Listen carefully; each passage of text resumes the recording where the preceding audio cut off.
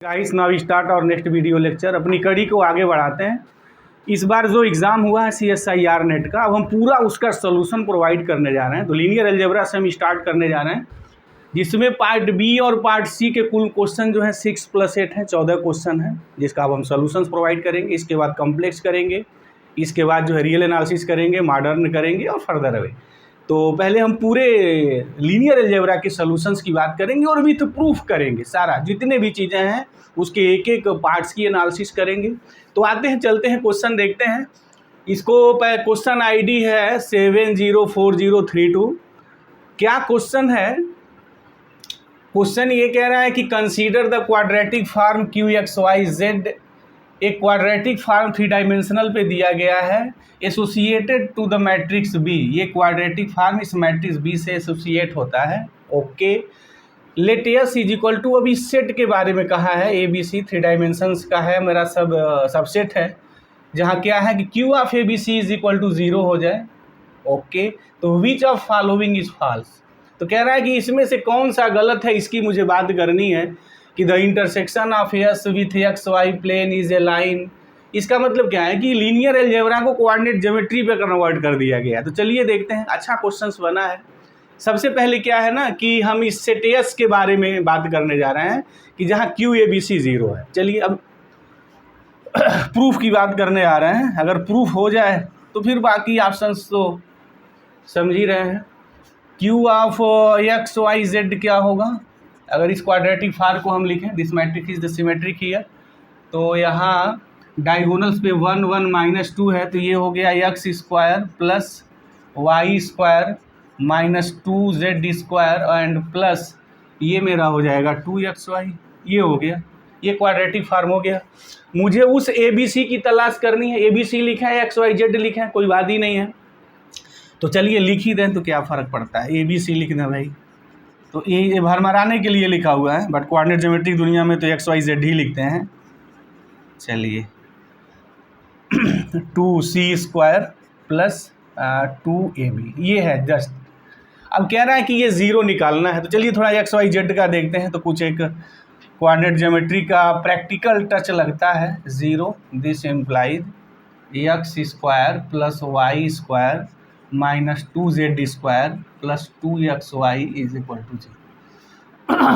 हो गई बात है। ओके, अब मुझे ये देखना है कि ये जो XYZ में ये रिलेशन दिया है, ये रिलेशन किस जियोमेट्री को रिप्रेजेंट करता है। अब सबको पता है पैराबोलॉइड हो सकता है, 3 डायमेंशन का है ना, पैराबोलॉइड, हाइपरबोलॉइड, इलिप्सॉइड, स्फीयर हो सकता है, कोन हो सकता है, प्लेन भी हो सकता है, ठीक है, लाइंस की भी है। तो 3D में these are all the shape जो स्टैंडर्ड मेरे शेप हैं। तो अगर इसको देखा जाए तो ये कि plane pair of plane represent करेगा, क्योंकि इसकी वैल्यू हम इजी वे में निकाल सकते हैं, क्योंकि इसका स्क्वायर हो गया हमारा x प्लस वाई का whole square is equal to 2z²। तो x plus Y is what, plus minus z√2। तो अगर हम इसकी बात लिखें तो क्या हो जाएगा, x plus Y plus z√2 is equal to 0 and x plus Y minus z√2 is equal to 0। ये मेरा हो गया सेट एस। यानी सेट एस क्या रिप्रेजेंट करता है? Set S represent a pair of the plane. एक पेयर ऑफ प्लेन मेरा रिप्रेजेंट करता है। वो पेयर ऑफ प्लेन रिप्रेजेंट करता है, मतलब कि this is the union of the pair of plane. हो गया ना कि ABC जो पॉइंट्स हैं मेरे, या XYZ की अगर हम बात करें, XYZ की बात करें तो XYZ वो सारे पॉइंट्स हैं जो इस प्लेन को सेटिस्फाई करते हैं। 0 एंड लिखेंगे साथ साथ ना, क्योंकि ये पेयर ऑफ प्लेन है, ठीक है, बात समझ में आ रही है। ये हो गया, ये सेट एस रिप्रेजेंट कर रहा है। तो सेट एस यही है। अब देखिए इसमें ऑप्शन में क्या, विच इज फॉल्स। मुझे फॉल्स की तलाश करनी है ना, फॉल्स कौन है। कह रहा है कि the intersection of S with XY plane. With XY plane का मतलब क्या है कि वहाँ Z 0 होना चाहिए। एस के साथ इंटरसेक्शन और XY प्लेन, तो कॉमन कौन आएगा, Z इज इक्वल टू 0। तो Z इज इक्वल टू अगर 0 आप यहाँ लिख दें तो फिर क्या कन्वर्ट होगा, इसका इंटरसेक्शन निकल जाएगा। तो x plus Y is equal to 0। हम z0 लिख रहे हैं ना, एक्स वाई प्लेन में z0 होगा, और यहाँ हो जाएगा x plus Y is equal to 0। तो again this is the coincident straight line, this is represent straight line. कह रहा है कि ये लाइन है, यहाँ लाइन है, बिल्कुल है। अच्छा, वो लाइन को ऐसे भी लिख सकता था, बहुत सारे यहाँ गेम अब खेले जा सकते थे। बस उसने सीधे पूछा है कि intersection of S with X Y plane क्या लाइन है, क्या एस लाइन है। तो मुझे तो फॉल्स की तलाश करनी है, तो फिर ये तो ट्रू हो गया, दिस इज द ट्रू। तो हम मुझे फॉल्स चाहिए, तो फॉल्स की दुनिया के लिए मेरे लिए सही नहीं है। सेकेंड में क्या है कि the intersection of S with X Z plane, अब यहाँ एक्स जेड प्लेन के बारे में बात कर रहा है, तो इसका मतलब यहाँ y0 होना चाहिए। तो जब y0 लिखेंगे यहाँ तो क्या मिलेगा, x plus Z root 2 is equal to 0 and x minus Z root 2 is equal to 0। Again this is a straight line here. कह रहा है कि is an ellipse, the intersection of S with X Z plane is an ellipse. कि ये ellipse नहीं साहब, again this is a straight line, और ये स्ट्रेट लाइन आपकी एक्स जेड प्लेन में है, तो इलिप्स तो नहीं है, तो फिर ये तो गलत है, और मुझे गलत की ही तलाश करनी है, तो फिर मेरे लिए ये सही है। तो अब अगर ये पार्ट बी का क्वेश्चन है, तो एग्जामिनेशन हॉल में तो अब फिर 3 और 4 देखने नहीं जाएंगे, आप आगे बढ़ जाएंगे। Why kill the time, but मुझे यहाँ सारी चीज़ों को प्रूफ करना है, सीखना है, तो फिर मैं ऑप्शन 3 और 4 की बात करूँगा। एग्जामिनेशन हॉल में बैठे तो है नहीं, मुझे यहाँ तो मैथमेटिक्स सीखनी है। तो चलिए, कह रहा है कि S is union of two planes, S S is the and है ना, S is the union of plane. इस पर भी पॉइंट है और इस पर भी पॉइंट है, बस एंड लिखे नहीं, आर की बात करें तो और अच्छा रहेगा। आर हो गया ना, दोनों हो गया ना मेरा, ये भी है ये भी है, बोथ दोनों है। तो S is union of two planes, ये सही है, यूनियन ऑफ टू प्लेन्स, बिल्कुल सही है बातें। क्यू इज डिजनरेट फॉर्म, ये देखिए थोड़ा आया है कि क्यू डिजनरेट फॉर्म है। अक्सर डिजनरेट और नॉन डिजनरेट जो बाइलिनियर फॉर्म की बात होती है, तो कोई बात नहीं है। ये जो बाइलिनियर फॉर्म आप बी एक्स वाई लिखते हैं ना फाइनाइट डायमेंशंस के लिए, अगर वाई इज इक्वल टू अगर आप एक्स लिख देते हैं, ठीक है, मैट्रिक्स और सिमेट्रिक हो जाए, तो फिर this is the what, quadratic form. X is equal to Y, this is the what, quadratic form. और क्वाड्रेटिक फॉर्म के लिए जो मैट्रिक्स रिप्रेजेंटेशन अगर बना, अगर वो मैट्रिक्स रिप्रेजेंटेशन इसका रैंक वही है जो मेने है, मतलब डिटर्मिनेंट्स 0 ना हो, तो अगर हम देखते हैं कि क्वाड्रेटिक फॉर्म इसका डिटर्मिनेंट 0 आएगा कि नहीं, तो देखा जाए तो इसका डिटर्मिनेंट 0 हो जाएगा, और डिटर्मिनेंट 0 हो जाएगा तो फिर ये डिजनरेट हो गया। अगर नॉन 0 रहता है तो वो नॉन डिजनरेट रहता है, तो ये डिजनरेट है, तो ये भी सही है। तो फिर 4 is the true here, first is the true here and third is true here, 2 is the false, और मुझे फॉल्स की तलाश करनी है, तो this is the right one. बाकी ये तो गलत है, हम सही नहीं करेंगे, सही की दुनिया में गलत है और गलत की दुनिया में ये सही, ठीक है, ओके। तो इस क्वेश्चन के पीछे लॉजिक और कॉन्सेप्ट था। चलते हैं नेक्स्ट क्वेश्चन की बात करते हैं।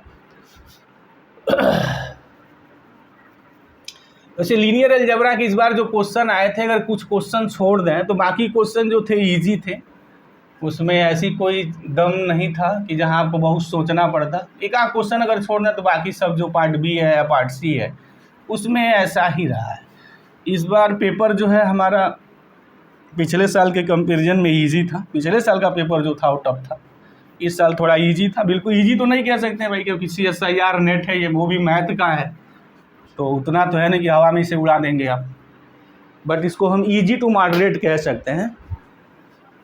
चलते हैं नेक्स्ट क्वेश्चंस की ओर मूवमेंट करते हैं। अच्छा, एक आध क्वेश्चन में यहाँ कंट्रोवर्सी भी उठ सकती है, तो उसकी भी हम बात करेंगे अपने लेक्चर्स के दौरान, और डिटेल्स में बात करने जा रहे हैं, ऐसा नहीं है, क्योंकि अब हम हर क्वेश्चंस का प्रूफ देंगे। तो आप चैनल्स को सब्सक्राइब कर लें और वीडियो लेक्चर्स को ज़्यादा से ज़्यादा शेयर करें। इसमें एक अगेन हम क्वेश्चन आईडी की बात करने जा रहे हैं 74030। ये है, पूरा क्वेश्चंस नहीं लिखेंगे, अब इस आईडी की बात करने जा रहे हैं, क्योंकि सबके पास तो रिस्पांस शीट आई गई है। कह रहा है कि let A B 3x3 matrix, A कोई 3x3 मैट्रिक्स है, रियल मैट्रिक्स है, whose characteristic polynomial, characteristic polynomial कहा है px इज डिविजिबल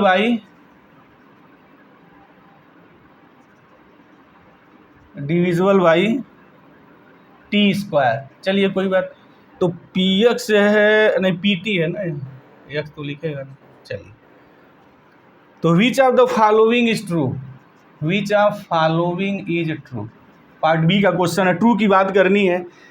पहला इसमें ऑप्शन है, वो कह रहा है कि जो आइगन वैल्यू ऑफ ए है फॉर नहीं, eigen space, sorry, eigen space of A for eigen value 0 is 2 dimension, is 2 dimension, 2D होने जा रहा है, ऐसा है क्या? कह रहा है कि all eigen values of A R real, यानी जो ऑल आइगन रियल है इसकी बात करनी है। चलिए, थर्ड में कह रहा है कि ए क्यूब 0 होगा, अच्छा ठीक है। फोर्थ में कह रहा है ए इज डायगोनलाइजेबल, ठीक है, ठीक ठाक कंसेप्ट पे क्वेश्चन बना हुआ है। चलिए देखते हैं क्या है। कह रहा है कि ये हमारा कोई 3x3 आर्डर का मैट्रिक्स है जिसका characteristic polynomial is divisible by t², t² से वो डिवाइड होता है और 3 आर्डर का है, ठीक है ना। तो which of following is true, कह रहा है कौन सा ट्रू होगा। पहला लिखा है कि eigen space of A for eigen value of 0, मतलब जियोमेट्रिक मल्टीप्लिसिटी ए की पूछ रहा है करस्पॉन्डिंग टू द 0, क्या वो 2 डायमेंशंस की है, क्या वो 2 आता है क्या। फिर कह रहा है all eigen values are real, A cube 0 होगा, ए इज डायगोनलाइजेबल। चलिए देखते हैं, बात करते हैं। कह रहा है कि जो कैरेक्टरिस्टिक पॉलिनोमियल पीटी है या पीएक्स सब कहते हैं, इज डिविजिबल बाई व्हाट, एक्स² से डिवाइड होता है उसका जो है, जो भी कैरेक्टरिस्टिक पॉलिनोमियल है। तो अगर कैरेक्टरिस्टिक पॉलिनोमियल x² से डिवाइड होता है और जो कैरेक्टरिस्टिक पॉलिनोमियल की जो डिग्री होगी वो एटमोस्ट 3 होगी, एटमोस्ट 3 क्या 3 होगी, एग्जैक्टली 3 होगी। यानी जो characteristic polynomial of matrix A लिखेंगे, इसकी जो मैक्सिमम जो डिग्री आएगी वो डिग्री 3 होगी। ओके, अब कह रहा है कि वो x² से डिविजिबल है, तो फिर ये x² हो गया, हो गई बात है। और कैरेक्टरिस्टिक पॉलिनोमियल 3rd डिग्री का है, 2 डिग्री मिल गया है, 1 डिग्री बचा है, तो डेफिनेटली x माइनस लैम्डा ऐसा होगा। This is your characteristic polynomial. कह रहा है कि वो कैरेक्टरिस्टिक पॉलिनोमियल x² से डिविजिबल है, तो x² फैक्टर तो वहाँ होगा और 3 हो ही सकता है, तो 2 आपने कह दिया, तो फिर बचा अब एक ही बचेगा, तो इसका फैक्टर ऐसे होगा। क्यों? क्योंकि जब x² हो गया तो 2 रियल रूट हो गए, 3 डिग्री का बनेगा मेरा पॉलिनोमियल और 2 डिग्री ऑलरेडी रियल हो चुका है, तो तीसरा तो ऑटोमेटिक रियल हो जाएगा, राइट। कम्प्लेक्स तो होने की उठेगी ही नहीं। क्यों? क्योंकि कम्प्लेक्स तब होता है जब 1 रियल रूट होता, तब हमारे 2 कम्प्लेक्स रूट बनने की संभावना होती है। यहाँ तो 2 रियल रूट हो ही गए हैं, तो फिर तो पक्का हो गया कि निर्विवाद रूप से जो 3rd बचेगा वो भी मेरा रियल होगा, यानी तीनों इसके रियल होंगे, बाकी सब भरमराने के लिए दिए हुए हैं। अच्छा, एक बात और कहेंगे, एग्जामिनेशन हाल में ऐसा होता है कि बच्चे एक ही क्वेश्चन को पढ़ लिया उसी पर जुड़ाया हुआ है, अब वो सही है या नहीं, ऐसे मत करिए, सरसरी निगाह से पूरे ऑप्शंस देखिए। अगर सरसरी निगाह से पूरे ऑप्शंस देख रहे हैं तो फिर तो बाकी सारे ऑप्शंस भरमराने के लिए हैं। क्या है कि इसकी तीनों आइगन वैल्यूज रियल होगी, तो मुझे ट्रू की तलाश करनी थी, तो सेकंड सही है, बाकी सही होगा नहीं। अच्छा, eigen space of A for eigen value 0 is 2, कोई हम दावा तो नहीं कर सकते, प्रूफ ही कर देते हैं ना सब। ये अगर आप 2 करेंगे तो मैट्रिक्स डायगोनलाइजेबल हो जाएगा, तो अगर ये सही होगा तो 4th ऑटोमेटिक सही हो जाएगा। क्यों? क्योंकि जब GM ऑफ 0 2 हो गया, पक्की बात, और AM ऑफ 0 की जो वैल्यू होगी वो 2 होगी या 2 से बड़ी होगी, उससे तो ज़्यादा हो ही नहीं सकती है, ठीक है। तो AM की वैल्यू मेरी क्या हो सकती है, 2 भी हो सकती है और 3 भी हो सकती है, लेकिन यहाँ eigen space of A for eigen value 0 is 2 पक्का कह दिया है। अब एक इसका बचा, तो जो 0 तो हो ही गया, अतः 0 से ज़्यादा उसका होना नहीं है, तो फिर ये मैट्रिक्स डायगोनलाइजेबल हो जाएगा। ए क्यूब 0 होगा, कोई गारंटी सियोरिटी की बात नहीं कर सकते हैं, हो भी सकता है नहीं भी हो सकता है। तो इसमें जो कन्फर्म जो बात है वो क्या है, ऑल आइगन वैल्यूज रियल, यहाँ से पता चल जाता है ना कि 2 उसको रियल रूट मिल गए, क्यूबिक पॉलिनोमियल है, तो तीसरा ऑटोमेटिक रियल हो गया, ठीक है। तो इस क्वेश्चन के पीछे हमारा कॉन्सेप्ट यही था, और बाकी जो चीज़ दी हुई है वो सही नहीं है। क्यों सही नहीं है आपको पता चल गया होगा, रीज़न क्या है इसका। तो पार्ट बी का क्वेश्चन था, ये भी ईजी ही था, इसमें भी कोई बहुत वैसी चीज़ें नहीं थी। नेक्स्ट क्वेश्चंस की ओर हम लोग मूवमेंट करते हैं।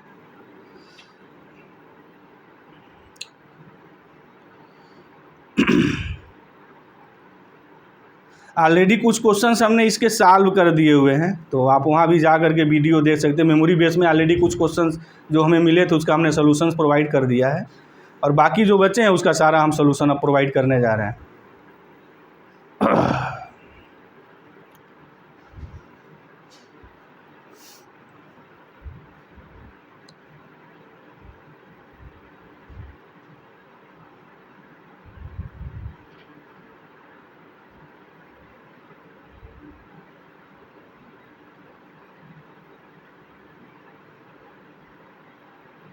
अच्छा, एक क्वेश्चन आया था, बड़ा आसान है कि वो तो सबको पता होगा, उसके लिए तो ऑलरेडी बात की गई है कि टू वेरिएबल्स पे दिया था कि टू पॉलिनोमियल है, टू वेरिएबल्स पे उसकी डिग्री एट मोस्ट जो है यल है।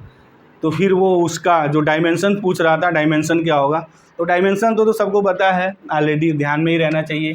ये था यल प्लस 1, और मुझे उम्मीद है ये तो सबका सही होगा, कि किसी का गलत होना भी नहीं चाहिए।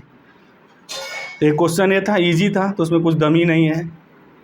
और उसके बाद जो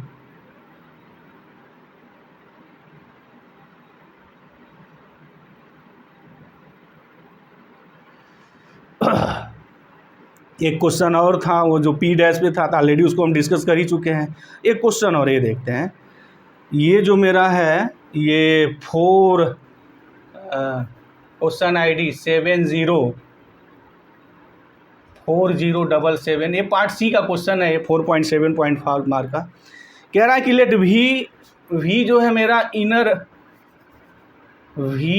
प्रोडक्ट स्पेस है एक, and let V1 V2 V3 belongs to be an orthogonal set, orthogonal set. ये हो गया ना की पॉइंट्स, आर्थोगोनल सेट है। अब वेक्टर्स, चलिए ठीक है, तो which of the following are true, which of following are true, part C का क्वेश्चन है, ट्रू की बात करनी है। जो पहला लिखा है कह रहा है कि वेक्टर्स ये कि V1 plus V2 plus 2V3 comma V2 plus V3 और V2 plus 3V3 can be extended to basis of V। ऐसा हो सकता है क्या? सेकेंड है, कह रहा है कि वेक्टर से थोड़ा अलग है, नहीं सेम टू सेम वेक्टर है, यही सारे वेक्टर्स हैं, और वो पूछा है can be extended to an orthogonal. क्या है ये? आर्थोगोनल का है कि ये आर्थोगोनल होंगे, ठीक है, ओके।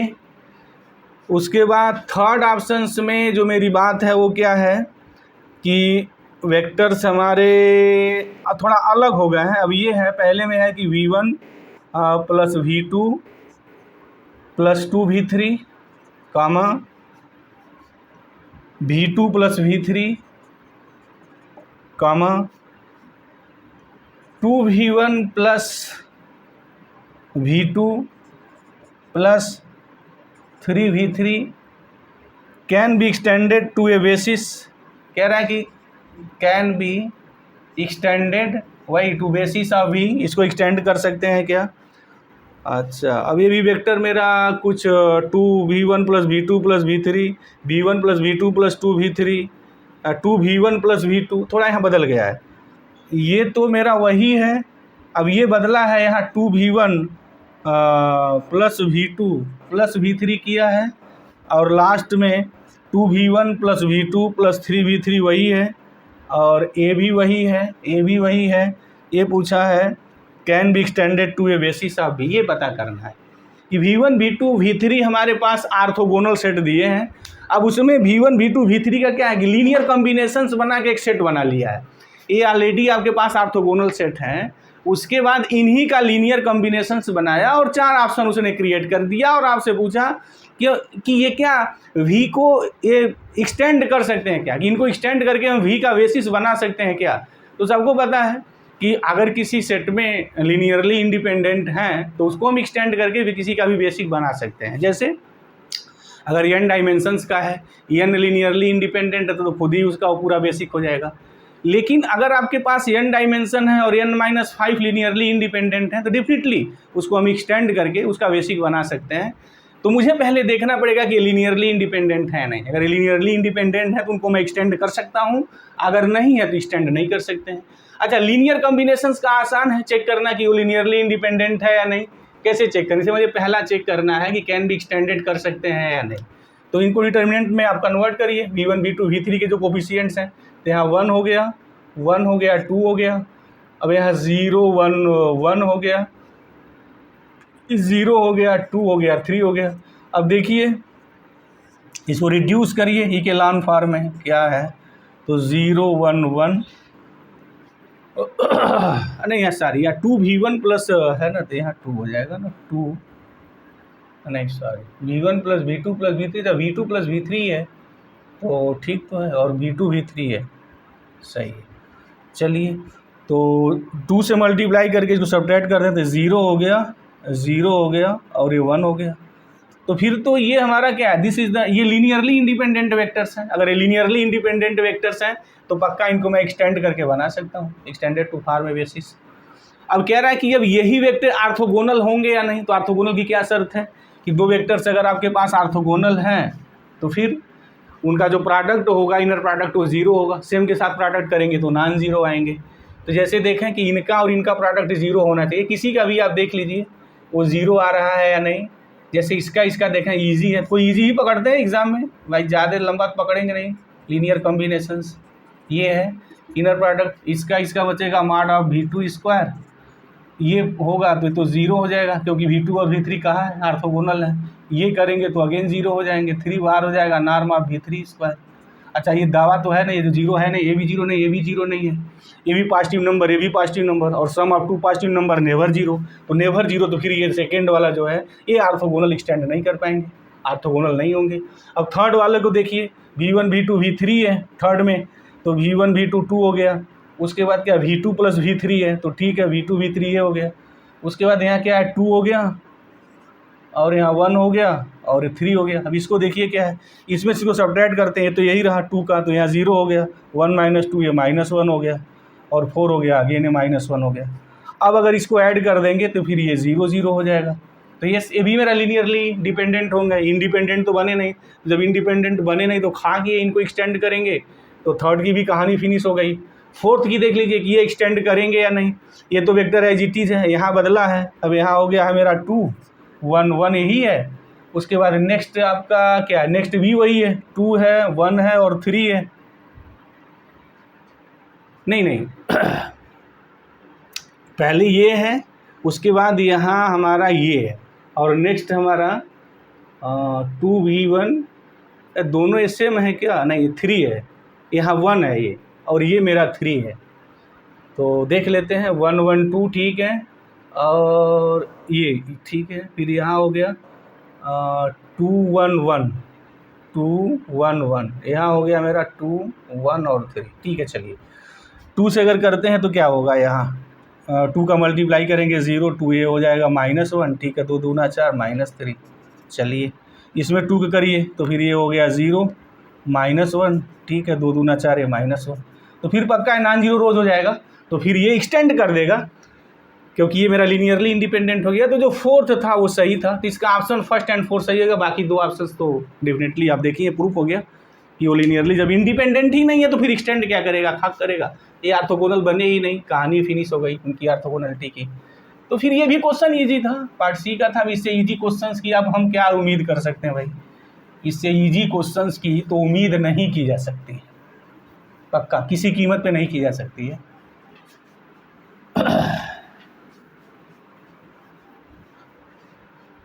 चलते हैं अब नेक्स्ट क्वेश्चंस की ओर मूवमेंट करते हैं।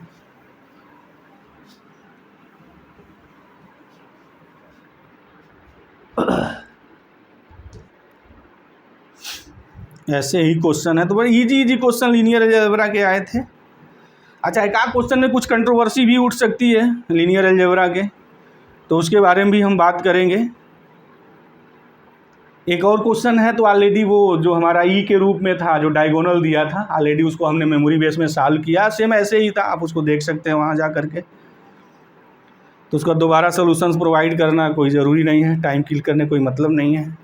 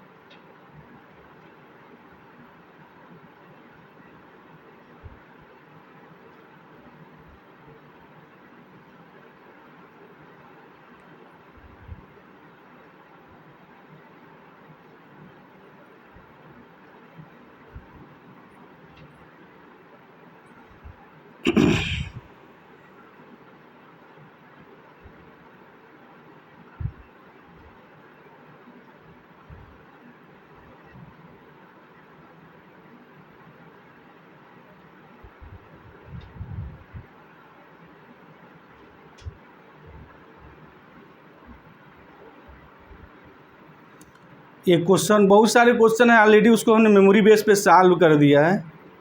अब